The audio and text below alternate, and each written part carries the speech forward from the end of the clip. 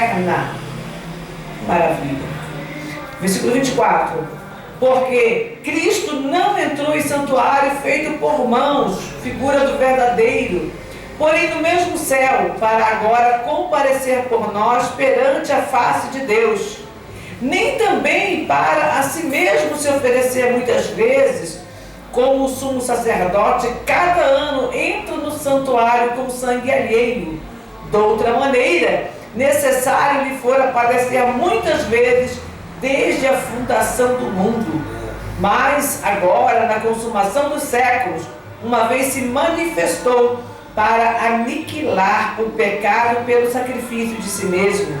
E como aos homens está ordenado morrerem uma vez, vindo depois disso o juízo, assim também Cristo, oferecendo-se uma vez para tirar os pecados do mundo, aparecerá segunda vez sem pecado aos que o esperam para a salvação. Amém?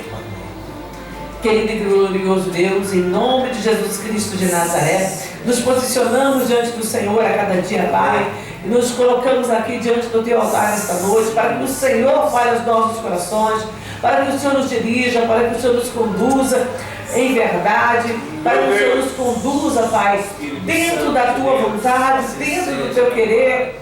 Pai, nós queremos ser guiados pelo Espírito Santo.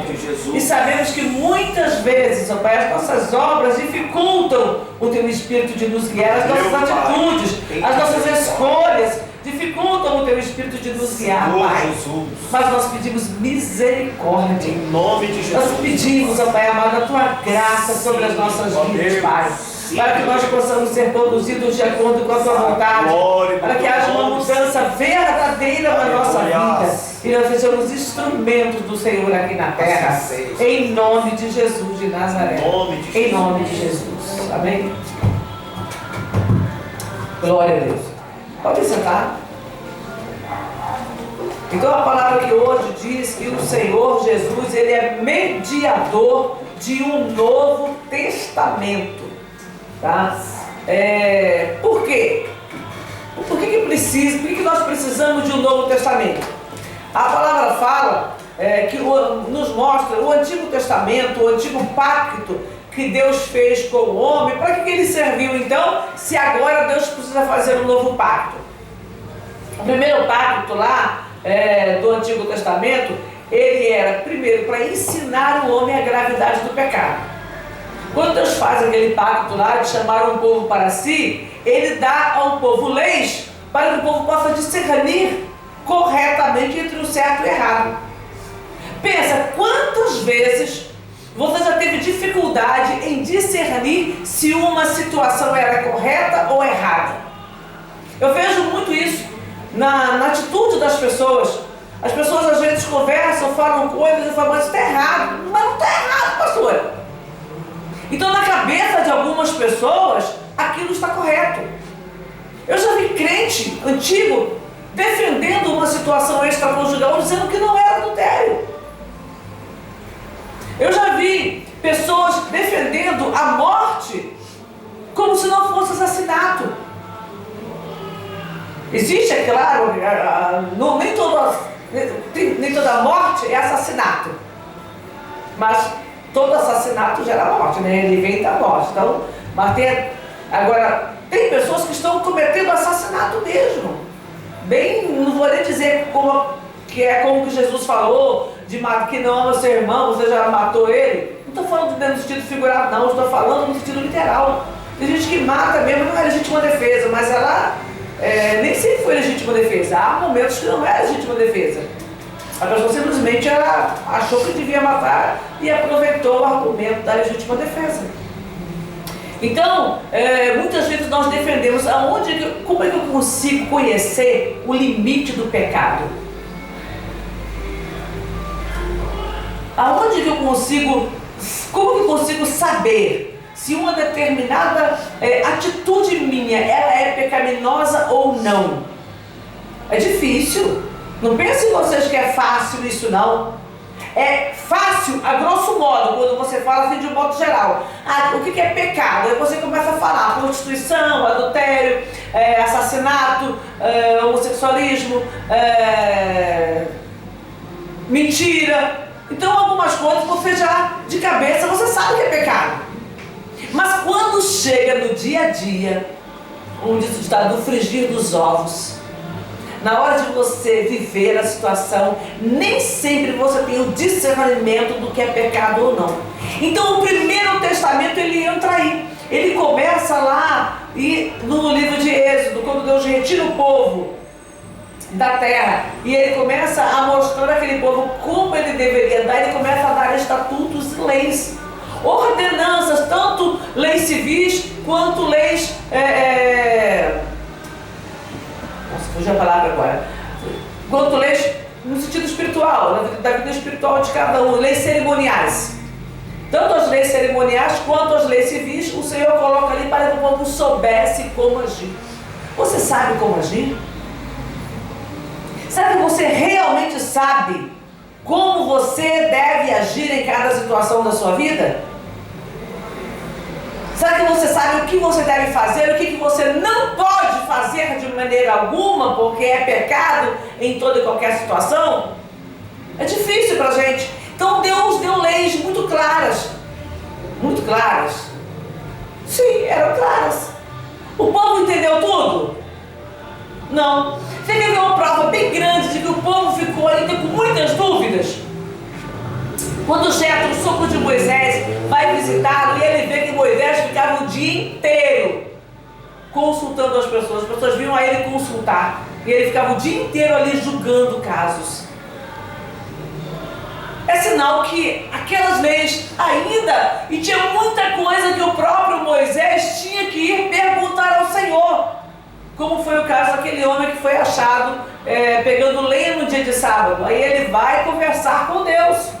O caso das filhas de Zelofeade, que foram questionar sobre a terra, porque elas queriam possessão da terra, elas não tinham irmão homem, elas queriam ter o direito de receber a herança paterna. E aí elas vão lá conversar com Moisés, e Moisés faz o quê? Vai conversar com Deus. Então o homem que havia recebido a lei, ainda assim tinha coisas que ele não sabia resolver. Então a lei, esse primeiro testamento, tá? Ele veio em primeiro lugar para nos mostrar a gravidade do pecado. Porque quando a lei aparece, você consegue discernir, peraí, agora eu sei que isso é pecado, isso não é. Eu posso fazer isso, eu não posso fazer aquilo outro. Então a lei, ela vem em primeiro lugar para isso, para te mostrar a gravidade do pecado. E também para prover para o povo um modo de se apresentar ao Senhor. Porque eu vou pecar. Guarda isso, eu vou pecar. Por quê? Porque a palavra diz que nós estamos no corpo corruptível, no corpo pecaminoso. Nós herdamos a natureza pecaminosa de Adão. Então, por conta dessa natureza pecaminosa, a gente vai errar. Mas e aí, vamos ficar no erro? Não! Então, para que o homem compreendesse essa necessidade que ele tinha de alguma coisa para libertá-lo daquele pecado e fazer com que ele pudesse novamente se apresentar diante de um Deus santo, veio os sacrifícios. Então era necessário que o homem pusesse a mão sobre a cabeça de um animal, que o animal fosse morto, para que o homem fosse expiado do seu pecado e pudesse novamente entrar na presença de Deus. O próprio sumo sacerdote, aquele que estava ali, que era o maioral no sentido espiritual, aquele que recebeu de Deus uma unção especial para o sacerdócio, pelo menos uma vez no ano, ele tinha que oferecer sacrifício por si mesmo e pelo povo. Então, a necessidade de estarmos sempre ali, nos purificando, nos santificando diante do Senhor, era necessária. Naquela época era feita através de sacrifícios. E uma outra coisa que ela traz também, ela nos traz a possibilidade de visualizar a necessidade de uma coisa maior. Aquilo tudo apontava para Cristo, que um dia morreria no nosso lugar para ser o sacrifício perfeito. Por que perfeito? Porque o de bodes e touros não era perfeito. Tanto que precisava ficar repetindo. Todos os dias. Presta atenção. Todos os dias tinha sacrifício no templo. Você já pensou? Isso, se você parar e trouxer isso hoje para você, é estranho.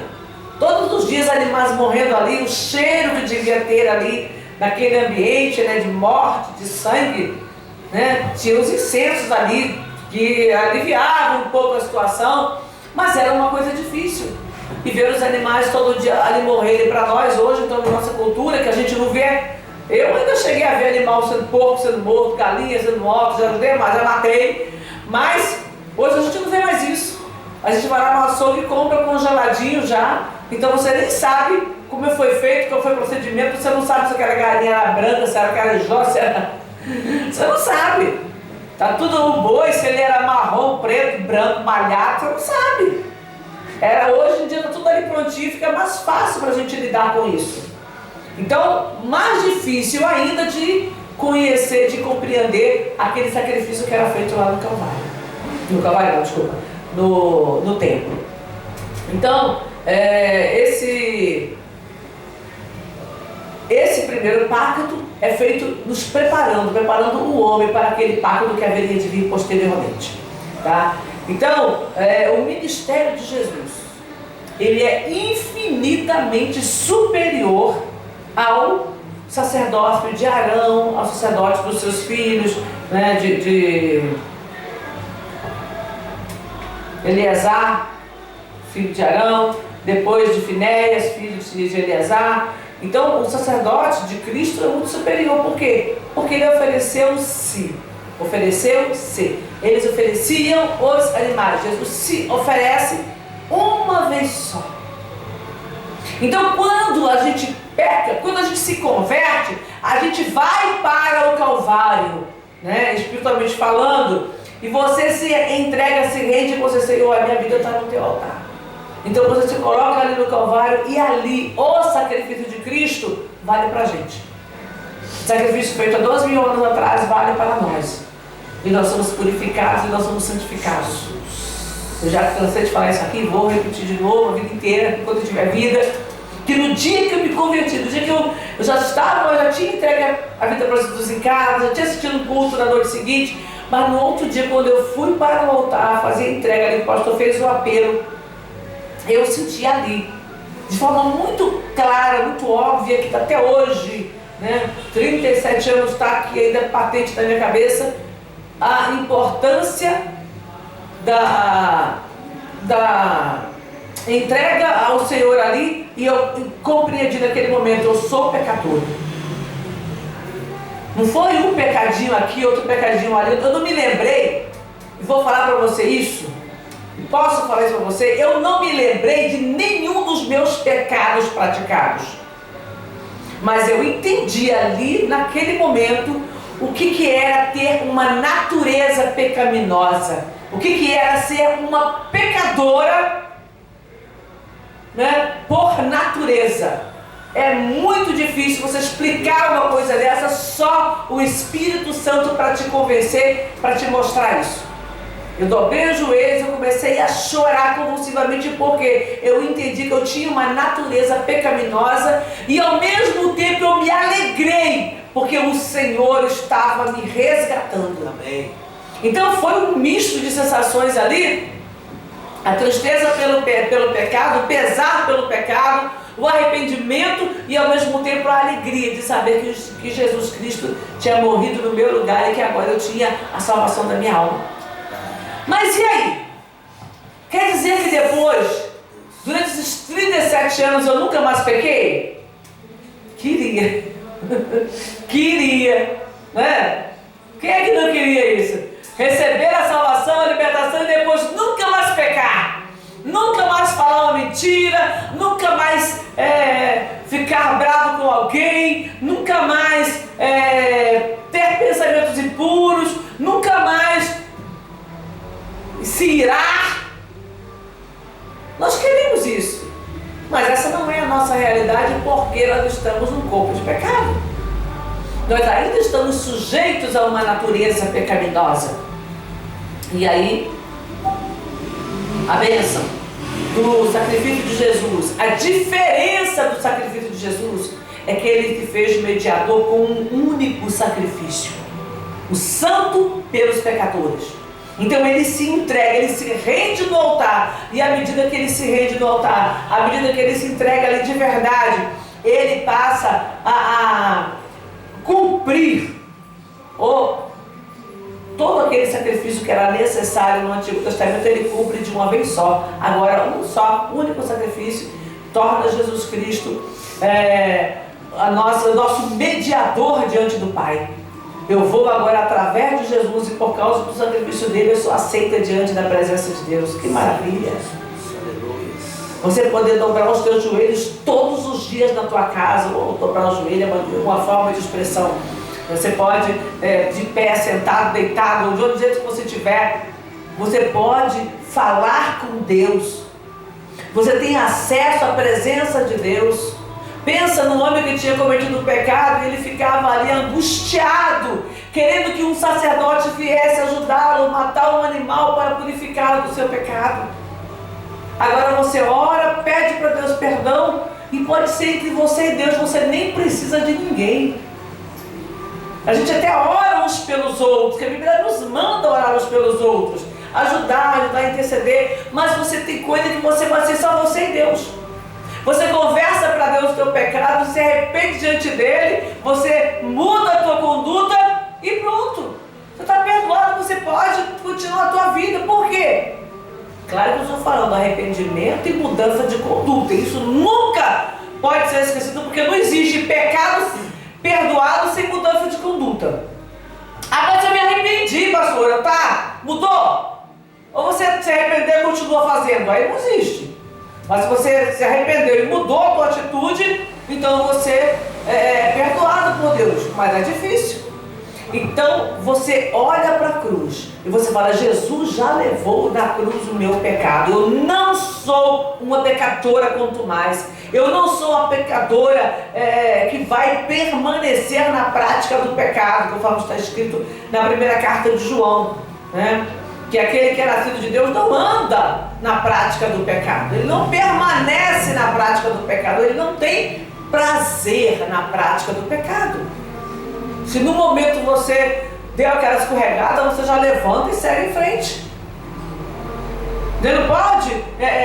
Eu hoje assisti um vídeo de uma criança andando de patins, e aí virou um vídeo motivacional que fala: tem que fazer, você cair, tem que fazer que nem ela. Menininha, não tem nem 5 anos. Ela está andando numa pista, eu não sei se era de patins de gelo ou se era patins comum, que eu olhei muito rápido. Eles vão correndo, várias crianças, o grupo fica ali esperando, ou o grupo vai disputando, como se tivesse que até a um certo lugar. Aí ela vai e ela cai. A menininha cai no meio da patinação, ela cai. Ela levanta, ela corre até o lugar, chega na frente dos outros que não caíram, e ela dá uma volta na pista. Caiu, levanta e faça melhor ainda do que antes. Mas é espetacular, porque os outros vão até o lugar, a linha de chegada, e param. Ela não, ela chegou na linha de chegada, ela faz a curva e dá uma volta na pista de patins.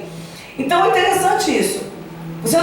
Se você caiu, se você tropeçou, se você errou, levanta e vai à frente. Agora em algum momento eu vacilei e eu trabalhei para o inferno através do meu pecado, eu produzi fruto para o inferno, eu agora vou produzir mais frutos para Deus. É isso que o apóstolo Paulo faz quando ele se converte. Ele era um judeu. Eu estava até lembrando hoje daquela história que a gente estava conversando sobre Talmidim, né? Os discípulos do Senhor, que eles, a criança judaica, ela, até os 12 anos, ela tem que aprender pelo menos o Pentateuco. Depois ela vai aprender os livros históricos, decorar. Ela decora o Pentateuco, depois ela vai decorar os livros históricos, proféticos, os livros poéticos. Ela decora o Novo Testamento. E criança com 16 anos já decorou o Antigo Testamento. Pensa numa coisa dessa. E aí eu fiquei imaginando Paulo, por quê? Eu me lembrei que Paulo, ele foi discípulo de Gamaliel, um dos maiores doutores da lei da sua época. Isso significa que Paulo era um homem capacitado. nas Escrituras. Porque só estudavam aos pés dos melhores os melhores. Então Paulo certamente estava com tudo aqui, ó, na ponta da língua. Então quando ele se converte, quando ele tem um encontro com Deus, muda tudo. Mas o conhecimento que ele já tinha, ele vai usá-lo em prol do reino de Deus. E todas as vezes que ele está fazendo uma prática, todas as vezes que ele está fazendo um discurso na sua defesa, ele vem lá de trás e traz o conhecimento. E traz aquilo que aconteceu, as promessas do Senhor à tona, para relembrar o povo e então apresentar Cristo.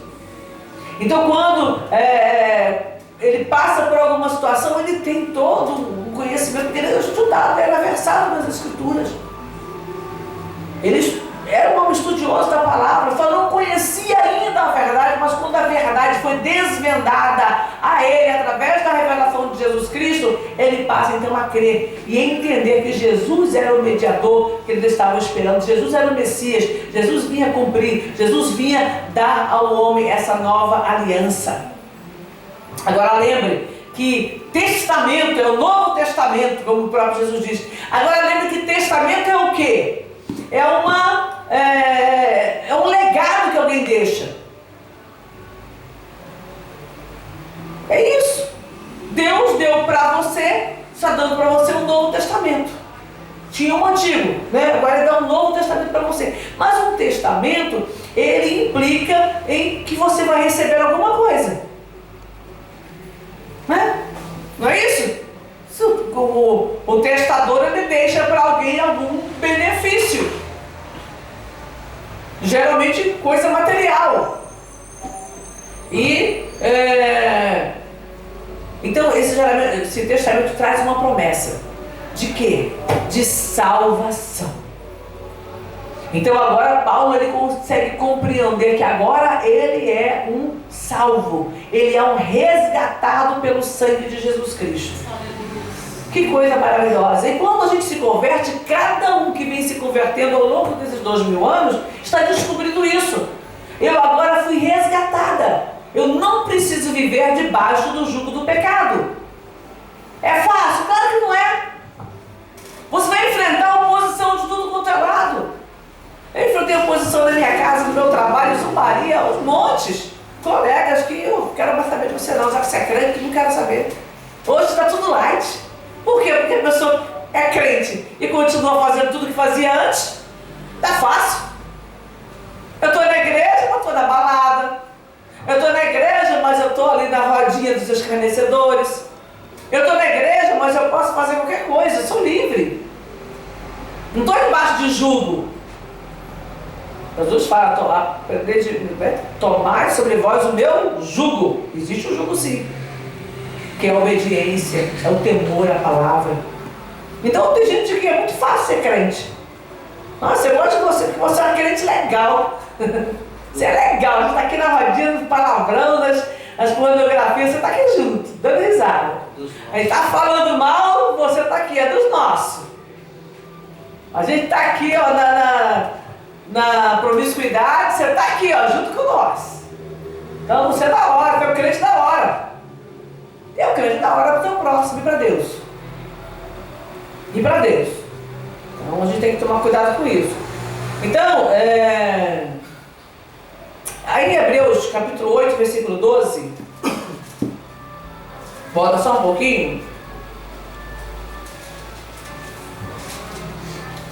Diz aqui: porque serei misericordioso para com as suas iniquidades e de seus pecados e de suas prevaricações não me lembrarei mais. Dizendo o novo concerto, envelheceu primeiro. Ora, o que foi tornado velho e se envelhece, perto está de acabar. Então agora há um mandamento novo.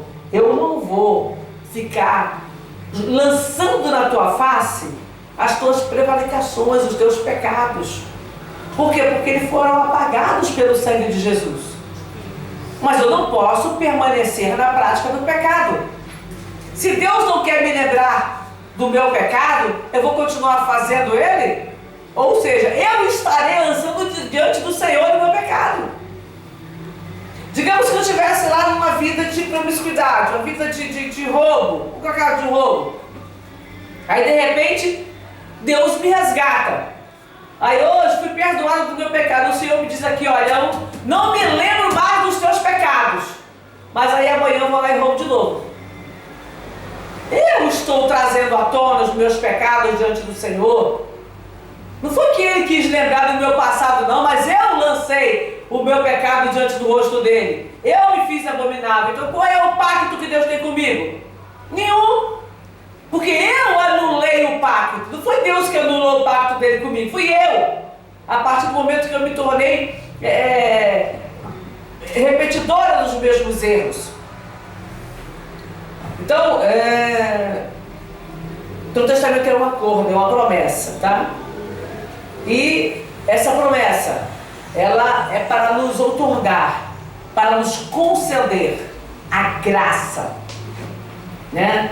A salvação da nossa alma. Essa bênção é para aqueles que se chegam a Deus, para aqueles que se posicionam diante do Senhor e que têm uma postura. Eu me entreguei ao Senhor, eu pertenço a Ele, a minha vida pertence a Ele, então a minha atitude agora vai ser diferente. Não vai ser mais uma atitude de servil para com o pecado, mas uma atitude de obediência à palavra do Senhor. Poxa vida, eu não preciso fazer sacrifício, eu já ganhei o sacrifício lá na cruz. E agora, eu vou escandalizar esse sacrifício, eu vou escandalizar o nome do meu Senhor, daquele que me resgatou? Não! Nós temos que ser gratos. Se nós somos gratos a uma pessoa que nos ajudou no momento de adversidade, muito mais nós que éramos escravos do pecado, agora temos que ser gratos àquele que nos resgatou e nos chamou para o reino do Filho do seu amor. Então é muito importante isso, a nossa tomada de posição. Para a gente encerrar, capítulo 10, versículo 10 a 18.